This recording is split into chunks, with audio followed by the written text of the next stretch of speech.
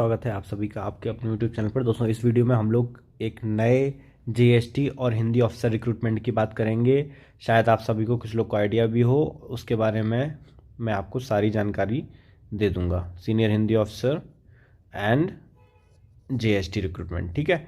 ये आपको पता ही है, कॉमन रिक्रूटमेंट एग्जामिनेशन हो रहा है। मैं बता दूं, जो हमारा एम्स है, all India institute of medical science होता है, पूरे देश में अलग अलग स्थानों पर जो एम्स हैं हमारे मेडिकल, उसके मेडिकल कॉलेजेस हैं, उसमें रिक्रूटमेंट आई है और कई एम्स ने मिलके ये रिक्रूटमेंट ले रहा है, जिसमें कई एम्स में भर्तियां होंगी और एक ही सेंट्रलाइज्ड रिक्रूटमेंट के माध्यम से, ठीक है। कॉमन रिक्रूटमेंट है, ठीक है, इन सब के लिए देख सकते हैं। इसमें मैं आपको सारी जानकारी दे दूंगा, पूरी जानकारी की, इसमें एलिजिबिलिटी क्या है, पोस्ट कितनी है, कौन कौन से एम्स में रिक्वायरमेंट है, फीस क्या है, पैटर्न क्या है, सब कुछ मैं इसी वीडियो में आपको कंफर्म क्लियर कर दूंगा। इसमें कोई भी आपको डाउट नहीं रह जाएगा किसी भी प्रकार का, ठीक है।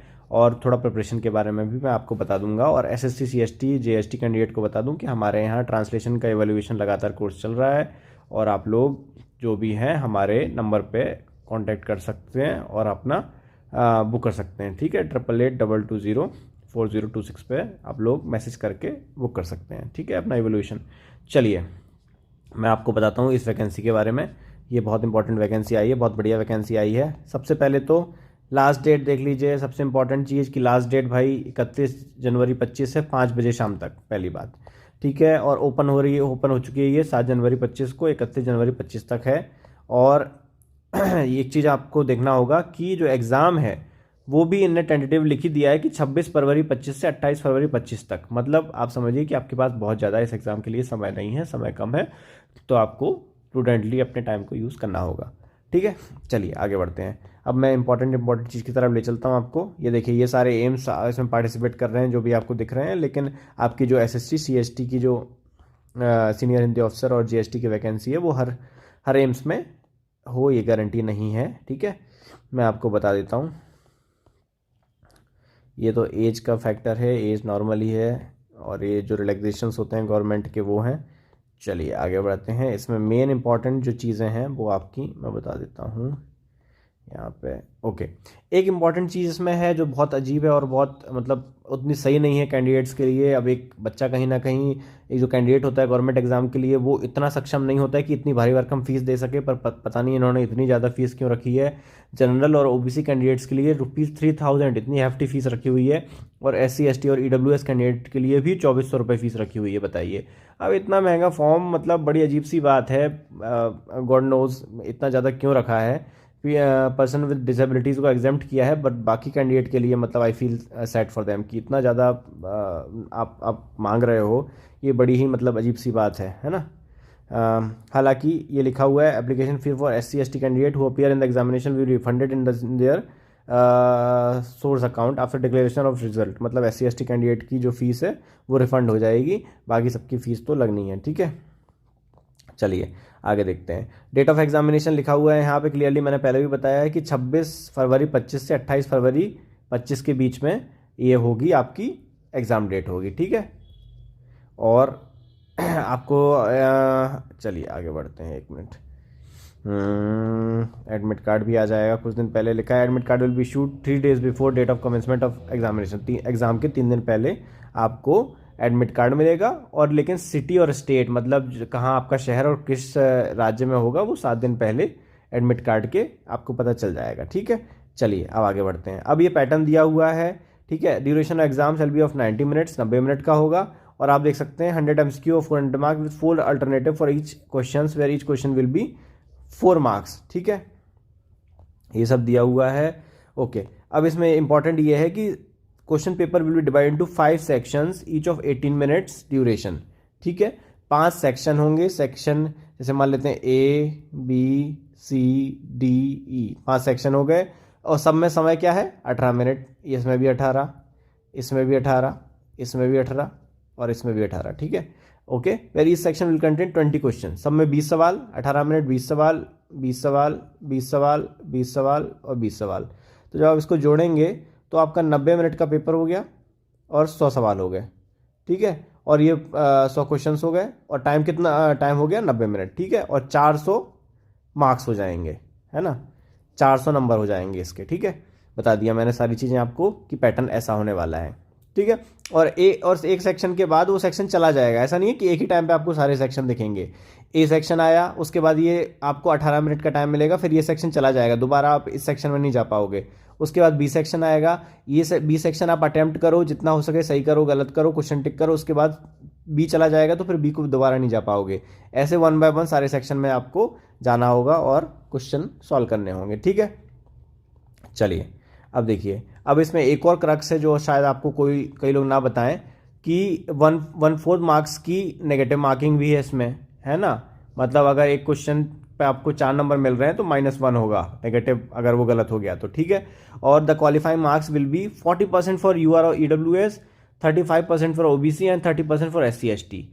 मतलब आपको न्यूनतम इतने नंबर लाने ही हैं तभी कुछ आगे बात बनेगी। एक टोटल कट ऑफ तो बनेगा ही, लेकिन क्वालिफाइंग मार्क्स जो है वो 40% फॉर UR EWS के लिए 40% नंबर लाने हैं, 35% OBC को और 30% SC ST को नंबर लाने ही होंगे। उसी के बाद कुछ बात होगी, ठीक है। चलिए अब हम चलते हैं आगे।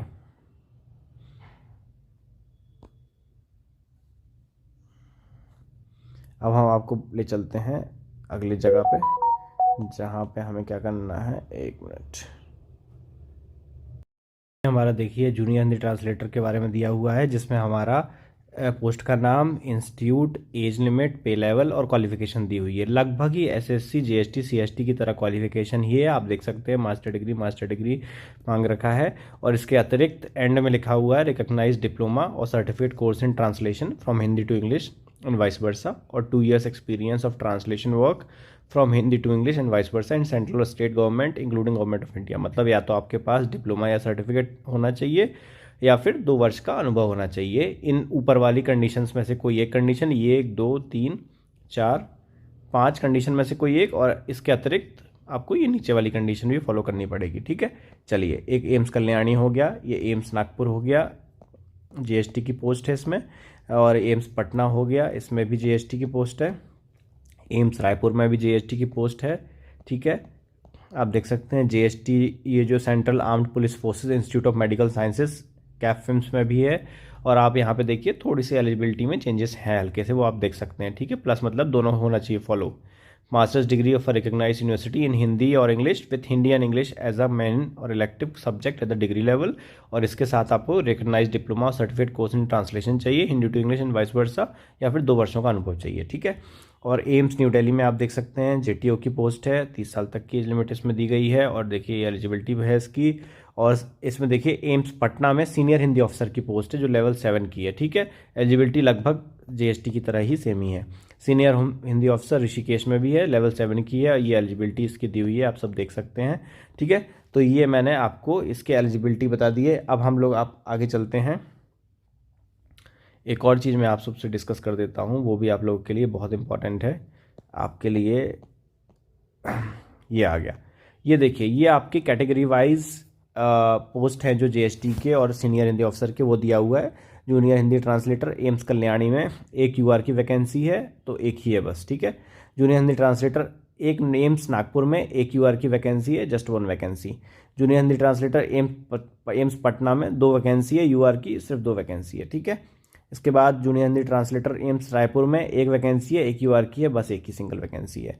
अब देखिए कैफिम्स में central armed police force institute of medical science, इसमें 3 वैकेंसी है, तीनों वैकेंसी बस UR की है, ठीक है। Senior Hindi officer AIIMS Patna में 1 वैकेंसी, 1 UR की, बस बात खत्म। Junior translation officer AIIMS new Delhi 1 post just for UR, okay. Senior Hindi officer AIIMS Rishikesh 1 post UR के लिए, तो बस ये होगी क्लैरिटी, ठीक है। ये सारे पोस्ट आए हुए हैं जो मैंने कैटेगरी वाइज भी बता दिया आपको, पैटर्न भी बता दिया, एलिजिबिलिटी भी बता दी, सारी चीज़ें आई होप आप सबको क्लियर हो गई होंगी। इस वीडियो को लाइक करिए, बिना मत जाइएगा प्लीज़, इतना बड़ा PDF पढ़ने में हालत ख़राब हो गई।